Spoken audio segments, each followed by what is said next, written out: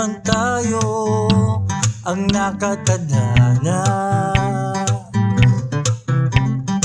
Kung hindi pwedeng pag-isahin ay batala. Kung ang ating puso ay hindi nagkatugma, bigla kang nawala dahil walang mapapala ang pag-ibig ko sa'yo.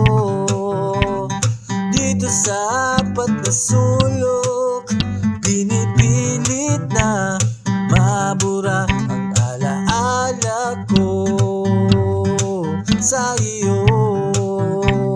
Ayoko nang isipin pa, hihintayin ko na lang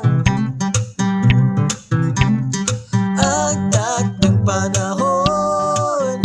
Kung anong kalooban ng Panginoon, Siya lang ang nagkakaalam kung anong makabubuti sa atin. Ang nais Niya'y ating sundin at ating gawin.